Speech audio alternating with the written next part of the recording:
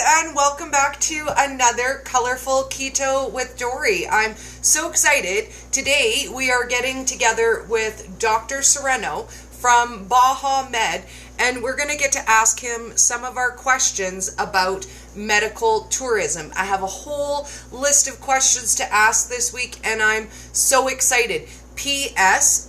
It doesn't get cold there, so I think winter has got to be the best time of year to travel and have surgery done. I personally had mine done in July, but I really wish that I had gone in February. I don't know about where you guys live, but it is blistering cold in Canada by February. So I think if I was going to plan another trip, I would certainly do it in the winter. Cheers to Canada. and all of our winter cold. So I see that Dr. Serrano has popped in, and we kind of get connection issues when I send the request. So Dr. Serrano, if you can send the join request, then I think we're less likely to have issues. Yay! I don't know if that actually works, but I've been told. I've heard tell. The issue is if I send the request. Hello, you're sideways today. How are you? I'm awesome. You're sideways. I am? You am. You're sideways. No, you are. Let's see, how's that? Yay, perfection. Better? I love it. Merry early Christmas, by the way. Are you ready? Yes. Not at all. Yeah, I haven't even started shopping. Bad girl. Last minute Dori. I have not bought one. Well, actually, I think I have my daughter's present. So I guess that's it. I just need my boys. That's it. Yeah, I haven't done anything yet. I'm a last minute shopper girl. I leave it. It's the adrenaline, I think. I think I love the adrenaline of feeling like I'm going to run out of time. Let's call it that, Dori. Right? Let's call it the adrenaline. Cheers to everyone who raps on Christmas Eve. Yeah. Yeah.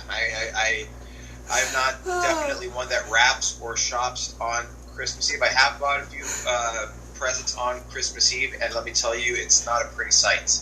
No. Everybody's stressed, needs to get everything done by a certain time. Everybody's in a bad mood. No. Is it just like mood in general? My fiance tried to go to the store on the weekend, and he was like, nope, not doing it, leaving. I think everybody's just in a rush. I mean, to do things in general, to close out the year. I mean, right now, things kind of started to settle down because we made a point to have that happen, because it seems like everybody wanted to have surgery right before the holidays. And when we started to tell patients that we wouldn't do surgery, so close to Christmas Eve, yes, and or New Year's, I think people started to jump on the wagon and say, please do surgery on me now, and so we did. And so the last couple of weeks were insane, and so I probably was at home very little, and even here in the office. So luckily it's getting a little more calm.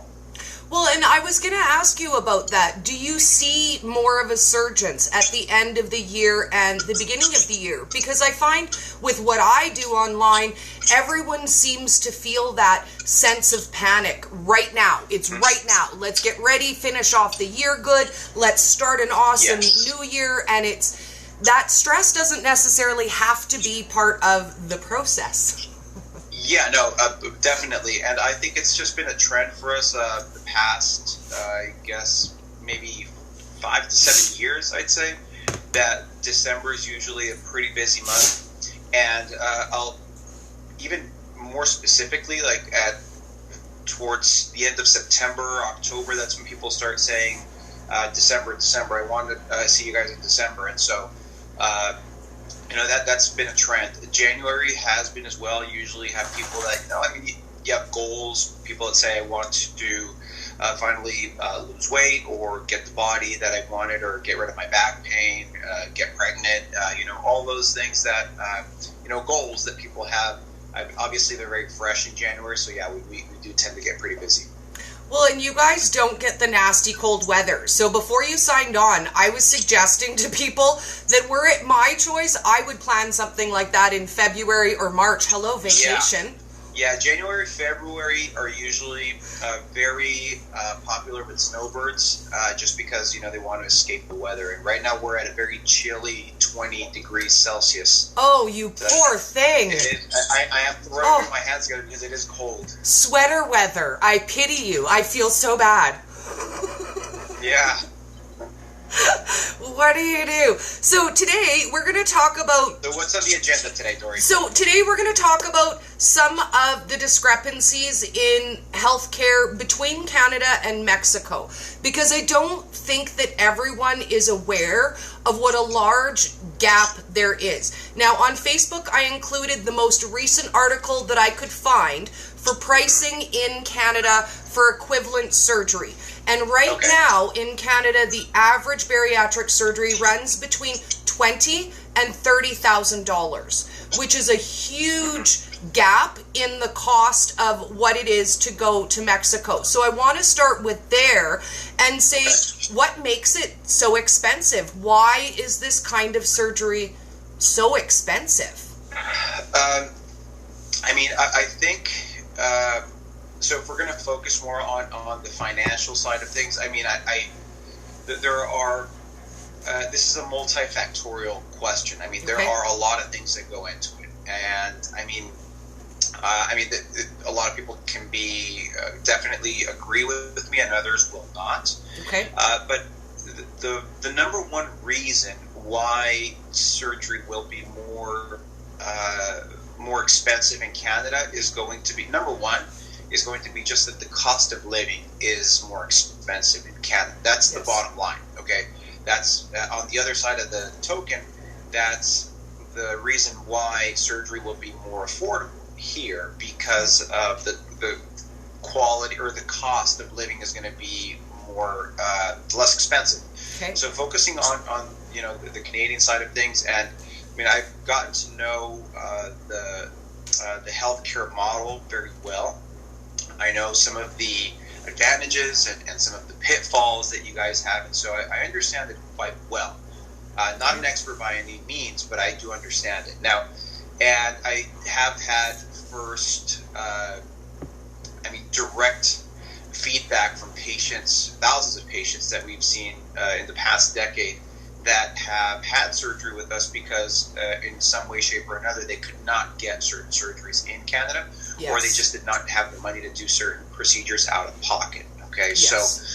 So the first thing is that like I said, the cost of living is going to be a lot more expensive in Canada. In addition to that, just directly proportional to that is that the cost of running a private practice in Canada is going to be very expensive as well. Yes. So let's say, you have a fantastic surgeon in Canada, for example, a fantastic bariatric surgeon that has his own practice or her own practice.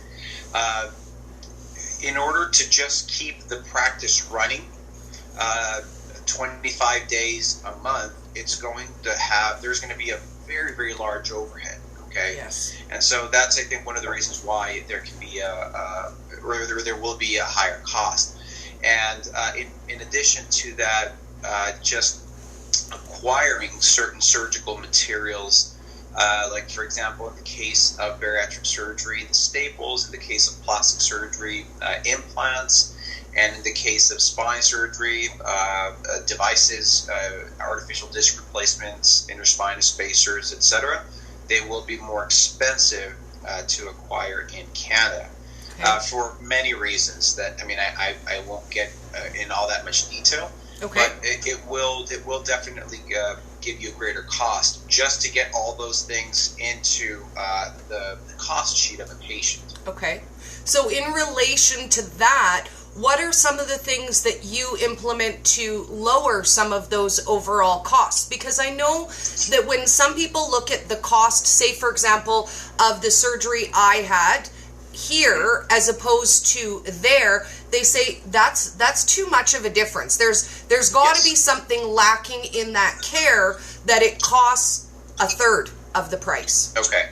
Yeah, a very common misconception. So one of the things that I tell patients is your surgery is going to be more affordable. It's not going to be cheaper. Yes. Okay. There's a big difference there, affordable and cheaper. So let's illustrate with a bariatric surgery and also a spine surgery to follow. Okay. So in a bariatric surgery, in our practice, I don't know the exact numbers, but somewhere between $5,500 to $6,500, give or take. I'm not sure. Like I said, it's not my area.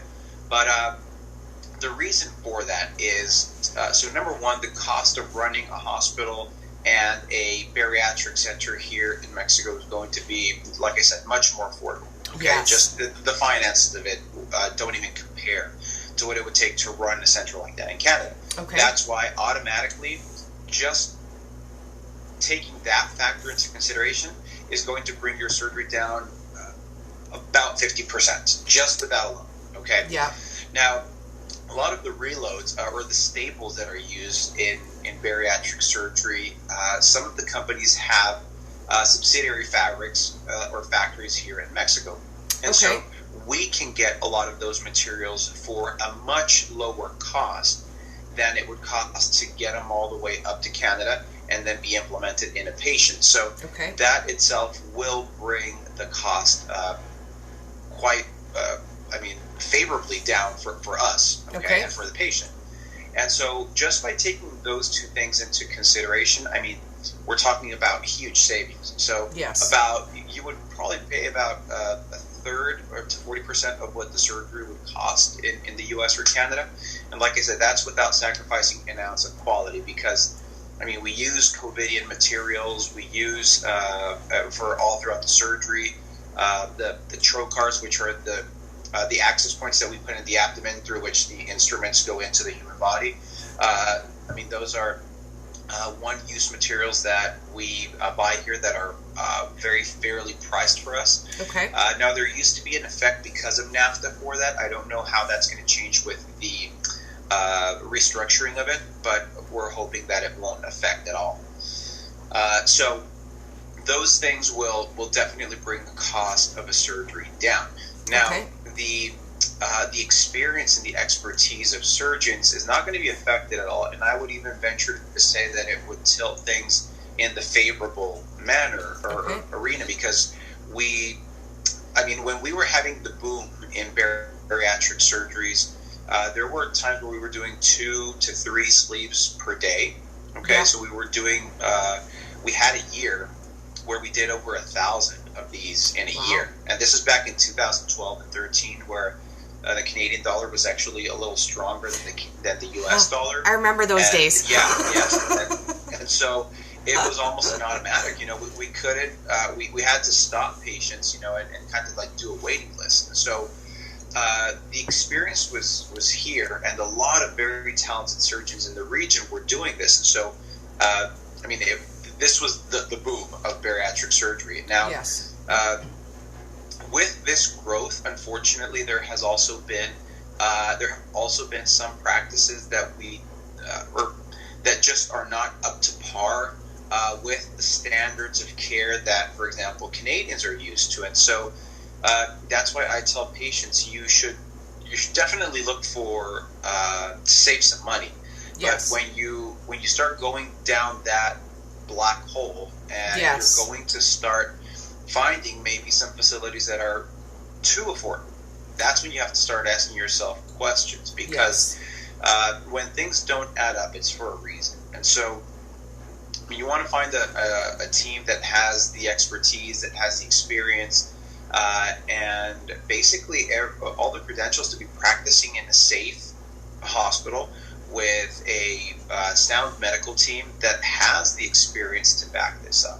And so, that's where, like I said, I'm not saying we're the only ones, but unfortunately, and this is especially true in bariatric surgery and plastic surgery, a lot of patients are resorting to what we call budget healthcare. And it's something that unfortunately is a trend that we would hope that it stops, because patients sometimes just for saving a few bucks here and there end up in the wrong hands, and then that's when accidents happen. Well, and that's it happens, but you're already going to be saving a third of the money. So for me, I don't feel it necessary to go that next level, the cheapest of the cheap that I can get. Yes. Now, I think another really large gap is what's even available. When I came to see you to have my surgery 8 years ago, lap band was it in Canada. That was it. That was the only surgery available. Now, just this year, plication is available. So the amount of services that are available at your facility are so far and beyond what we have access to here as well. And I really wish that people spend a little bit of time learning about that as well, because you have got amazing services. So before we move on, why don't you touch just a little bit on the different things that you can have there? Because most people know I went to see you to have weight loss surgery, but that's not all you do. Sure. Mm-hmm. Yeah, and just to close the circle on the previous topic, when I mentioned about also doing a compare and contrast with spine surgeries. So, for example, sometimes people will say, because we do have a very, very proficient, minimally invasive spine surgery center here at our practice, and basically there is a huge price difference there. So, if you're looking at apples to apples in the U.S. or some certain centers in Canada, a surgery that would cost anywhere from $20,000 to $30,000 here will cost six figures at least in North America. And so, again, not sacrificing quality at all, as it's actually quite the opposite. So we have access to certain devices that sometimes American companies or companies from other parts of the world will contact us and say, hey guys, can you help me run this spine surgery protocol? And we haven't done it once, we've done it many times, and we've been able to implement very important spinal implants around the globe, just because of how much spine surgery we perform. And so, for instance, we have a device that's used to treat lumbar hernias, so lower back pain, sciatica type pain, things like that. Yes. And so we have right now an implant that we use in our arsenal. It's called GelFix, and you can see some videos about it on our YouTube channel. Oh, yes. And it's a 15-minute procedure that, will cost, like I said, about a third of the price of what it'll cost in other parts of the world. So, if you're telling a patient, well, the spine surgery here will cost you $100,000, and then with us it'll cost you maybe, $25,000, some patients will actually worry, and they'll say, well, why so much of a price difference? And like I said, the number one reason is the time it'll take to perform a surgery like this at our practice is going to be about 15 to 30 minutes, tops. And when you take into consideration the amount of time and the resources it will take to implement the procedure and have the patient at our practice, it's going to be a huge difference. And so those are the two comparisons that I was trying to make in regards to spine surgery and bariatric surgery. Okay. Now, in regards to your follow-up question, so in the bariatric surgery specialty, we perform vertical sleeve gastrectomies, which have proven to be one of the better long-term procedures for not only losing weight but keeping it off. Okay. We have gastric plications, and then we have the combination of those. We have the gastric bypass. We have the mini gastric bypass.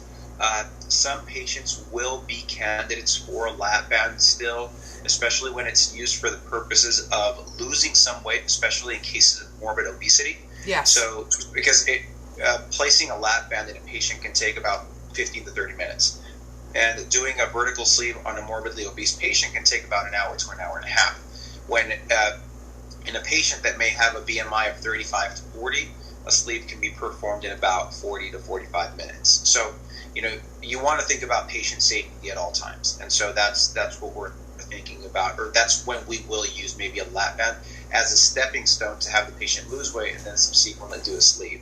Yes. Now, in regards to spine surgery, which is one of our more one of our busier specialties, we treat all kinds of lower back pain, and we have different devices. Our more frequented ones are going to be the gel fix, which is called an interspinous spacer. And again, there's I won't even start to talk about this because we can talk the whole video about this. Let's do that next month.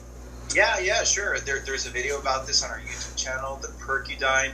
Also, these will be helpful to treat lower back pain, sciatica type pain, and basically lumbar disc herniations, spinal stenosis, things like that. Okay. And then for the cervical spine, we have implants, for example, the Roteo, which is technically an ADR or an artificial disc replacement. Okay. And it's used for patients, for example, that have had whiplash or that have herniations in their cervical spine as well, and that just have neck pain. And so that's definitely something that will help as well.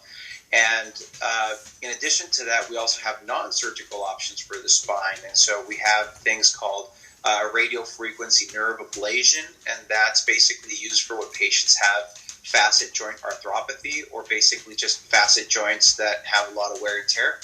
Okay. In addition to that, we perform neuroplasties as well, which is basically when the outer layer of the meninges or the coatings of the spinal cord have adhesions to what's called the posterior arch of the spine. Okay. So we can basically release those adhesions. In addition to that, we can do some foraminotomies in a percutaneous setting as well. So basically, no scalpels are used at all. Ooh. And so this is non-surgical completely. It's an outpatient procedure. Just we use a local sedation. And so those are the procedures that have put our practice on the map, in regards to the minimally invasiveness of things. Now, in regards to one of our other specialties that's very busy is going to be IVF, or Vitro Fertilization. Yes. And so with IVF, we do it all. I mean, anywhere from IVF to assisted hatching procedures, endometrial scratching, ICSI, which basically stands for intracytoplasmic sperm injections. Okay. We do what's called the ROPA method for when patients of same sex want to have a child. Oh, okay. We do gender selection. Let's say a couple has 6 boys and they want a girl. Well, we can help them with that as well. Okay. We do chromosomal mapping. So if, for example, the patients that are maybe in their early 40s are still looking to have a baby, but they say, you know what, I just can't. I don't have the resources financially or just the energy to see the growth of a child with trisomy 21 or Down syndrome or something along those lines. Well, we can actually screen for that as well. Okay. Other things that we do in the IVF scenario will be. So we can do surrogacy in Mexico, but it's very, very finely monitored by the government. Okay. Because there can be certain things that you can and cannot do, so we have to stay within the lines in order to make sure that things are done correctly. Okay. But it is an option as well. So with IVF, if there's something out there, it's done here, and obviously it's done at way less of a fraction of the price of what it would cost in the U.S. or Canada. And one of the main so you do save on medication a lot, which is one of the bigger costs in IVF, but you save a lot in the use of, for example, the fertility labs and just medical fees in general, and also in specialty studies like chromosomal mapping, like gender selection.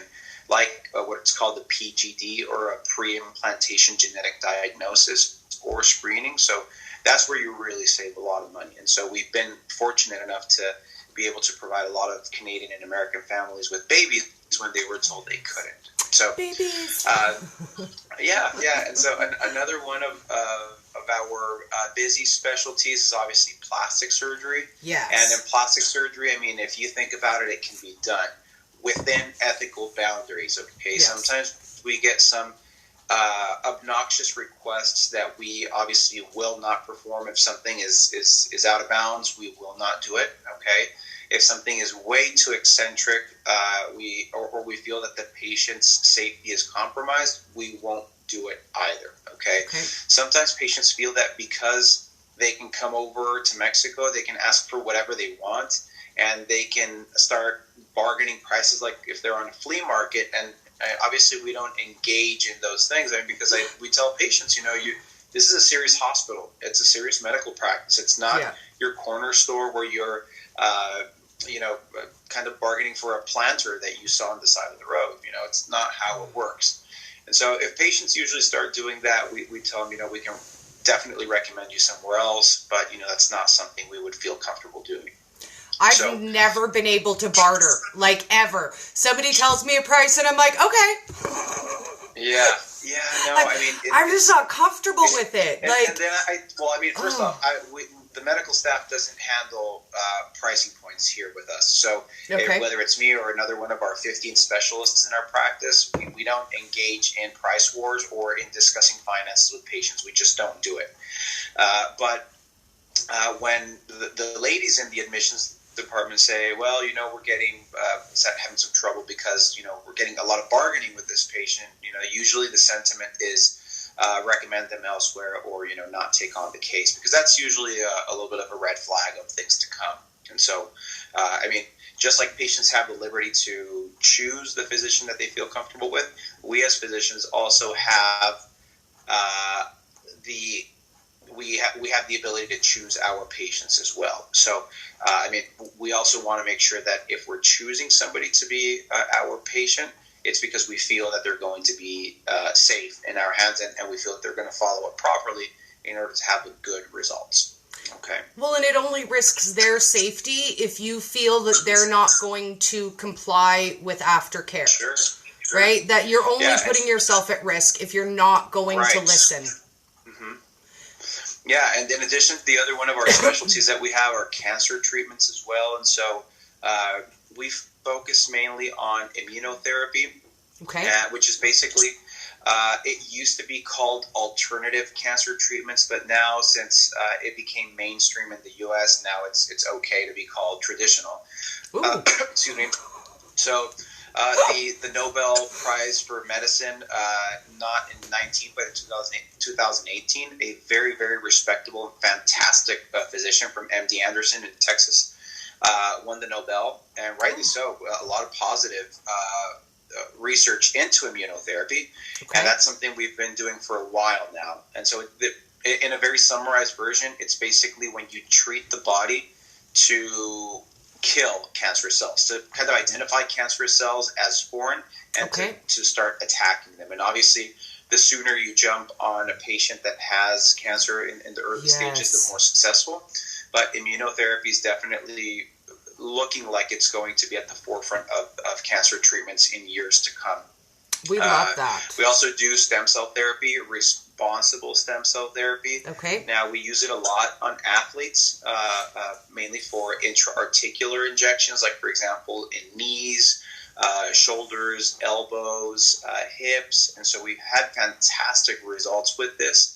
And that's where the international literature focuses more on.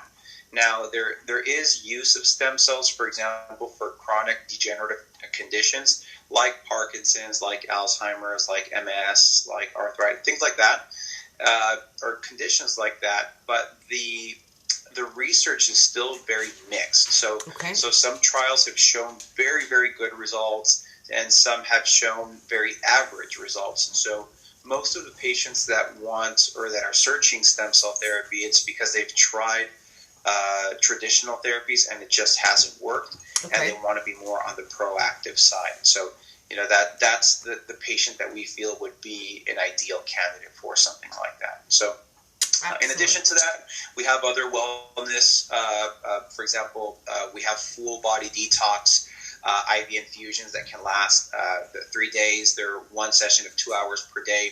And so a lot of our former patients actually come for that. And so they'll literally, they'll be hooked up to an IV. I mean, you won't have the IV for 3 days. Let me clarify that. So You come into the infusion center, you have an infusion for a couple of hours, and then you come back the next day, same thing. And then, so we basically like to do full body detoxes along with infusions of certain vitamins, minerals that will prove beneficial because of lab work that we've performed or because of some clinical manifestations that the patient has. Okay, and so yeah, it's highly varied, and it's definitely exciting that we try to stay at the forefront of medicine.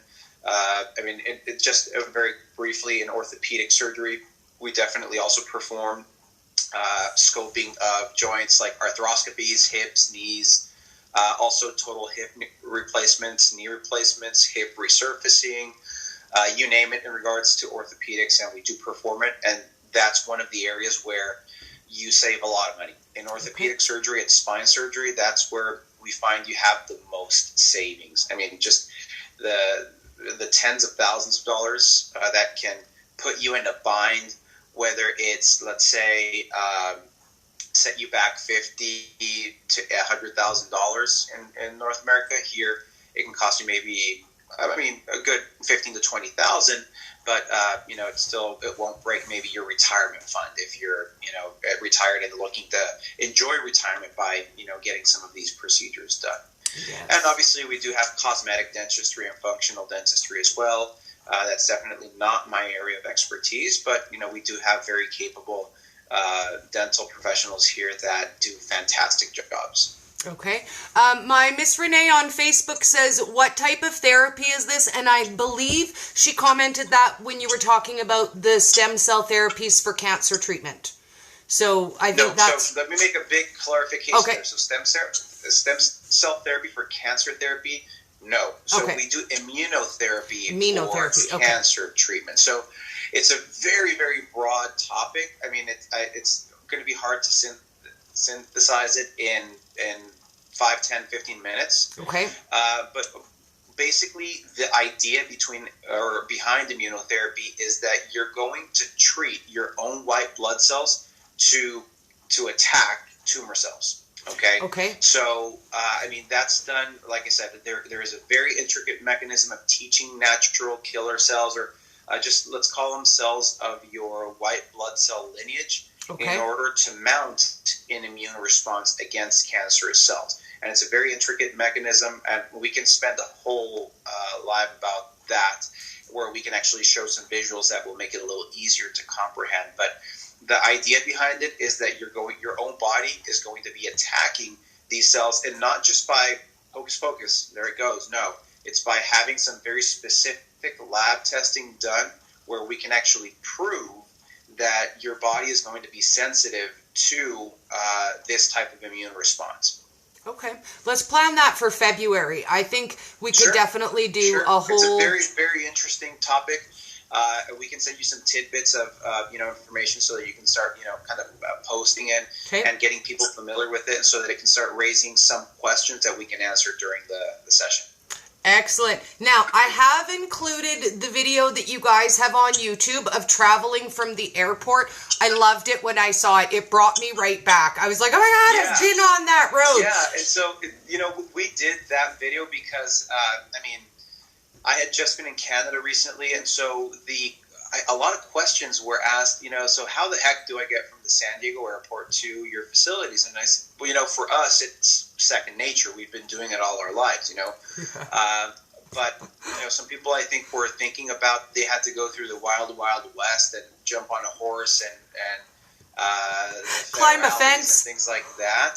But it's actually quite easy. I mean, San Diego and Tijuana are pretty much stuck together. And it's, as you can see in the video, there were no portions of traveling through deserts or things like that. And so, when you get off the airport, you go to pick up your luggage. Our driver picks you up from there specifically. And once you get on the car, it'll take you a good 10 minutes, if it's not rush hour, to get to the border. And then once you're in the border from there, it'll take 5 to 7 minutes to get to the Marriott, depending on the time of day. And the Marriott, if you kind of Google map Marriott, the hotel, the one that's by the golf course, Every single one of our facilities is right adjacent to it. So there's no taking you all the way to the south of the city or to the east, well, the ocean's to the west, but, you know, to far away places. I mean, you're literally, if the Marriott is your let's call it your home base, you're 5 minutes away from everything from there at the most. I mean, probably a couple of minutes, actually. It's amazing. And if you guys want to watch the video, it's linked in the description. Go check it out on YouTube. So fun. Yeah, so it's super simple. And obviously when you're traveling within the city, let's say you came over for a procedure, you don't have to be taking a cab or asking the hotel to arrange that for you. So our staff does it for you. So the girls here in the admissions office will be getting you or our driver to take you from point A to point B and be waiting for you when you finish. And so all that is very carefully planned and it's very meticulous so that everything's on time. I mean, obviously this is medicine, and in medicine you get thrown curveballs all the time. So we have to be ready for them. But I mean, maybe waiting for a few minutes here and there. But I mean, we try to be very punctual in that matter. Excellent. So for today's wrapping up point, I want to talk a little bit about when you come home after surgery, what happens? How long is the recovery? I mean, obviously it's different depending upon procedure, sure, of course. But how do your patients manage when they're home? Can you get aftercare at home? Is it an issue? If there's complications, can they be in touch with you? How does that work when patients leave Tijuana and they go home? So one of the main complaints of medical travel patients is going to be the fact that once they leave, I mean, I'm not just talking about Tijuana, Costa Rica, Thailand, India, is the lack of follow-up care. Okay, that's one of the main. That was actually number one on the list. So, what did we do to counter that? So, for the last about 7 years, we give patients a little. It's called a follow-up agreement. Let me see if there's one here. There is not, but there is a follow-up agreement where we say, hey, so we are going to expect an email from you at these time intervals. We are going to be following up ourselves with you, but it is a two-way street. You know, we have to have accountability by the patient as well, because, I mean, we have thousands of patients. And so, I mean, it's easier for us to receive an email where it says, you know, John Smith, just had spine surgery and is doing fantastically. That's all we need. We don't need an essay. We don't need, a life story about it. As long as you check in and you say you're doing fine, great. Now, what is the purpose of this? It's not for us to look good. It's so that if an issue is arising, let's say we're doing plastic surgery on someone, and we're seeing an issue develop in one of the incision lines, and we caught it so that we can nip it right in the bud before it becomes a problem. Yes. So now when we do that, we're practicing proactive medicine as opposed to reactive medicine. And so we're catching something before it becomes an issue, before it becomes a systemic infection, for example. So all those things, that's why it's so important for a patient to be following up. And so we provide follow-up care for up to a year after surgery with no charge whatsoever. Now, if a patient sends us an email and wants a consultation a year and a half after surgery, it's not like we're going to bill them $100 for a consultation. We'll do it for free usually. And so, that's not the point. Isn't to nickel and dime the patient. It's to make sure that we have appropriate follow-up.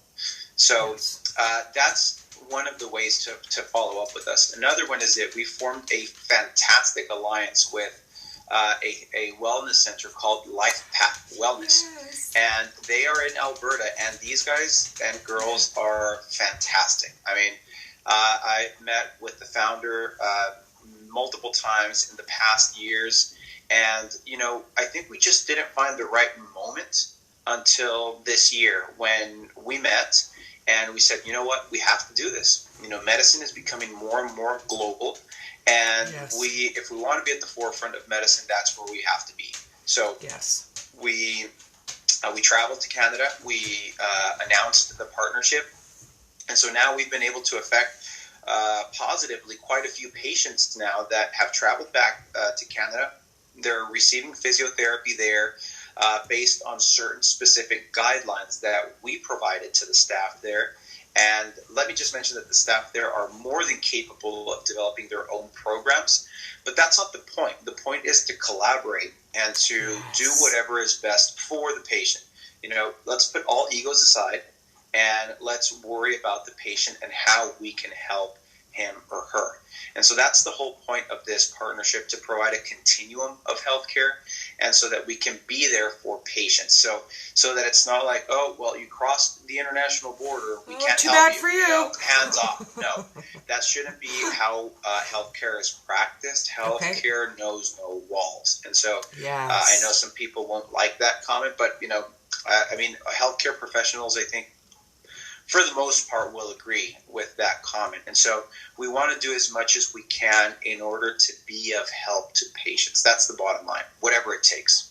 Yes. And I will include last month's feature, because last month is when the reveal was. I did a video about it. We did a live. So I'll include that for everybody in case they want to go back and see how that rolled out and what you're planning for collaboration. We're actually now going to be doing this on a quarterly basis. It's a commitment. It's in our calendar. And so we're trying to find months where it's not too cold, so that we don't freeze. Don't come till April. The first quarter of 2020. What was that? I said, don't come till at least April, May, June. Well, I think if we want to keep our word, we're going to have to be there in March. So, dude. I've been buy a parka. I've been there. I've been. And so we will be there. We'll announce with plenty of time when we know the dates. Yes. Now, last time it was more of like a reveal, like you mentioned. Yes. This time it's going to be more directed to certain patient populations that, for example, need certain care, that have, for example, specific questions about back pain, lower back pain, neck pain. We're going to try to divide it in order to be more personal, or to be more personalized with patients, and to try to help as many people as we can. Well, and that means I get to see you 4 times a year, so I'm in. That does, yes. And we're very excited about that.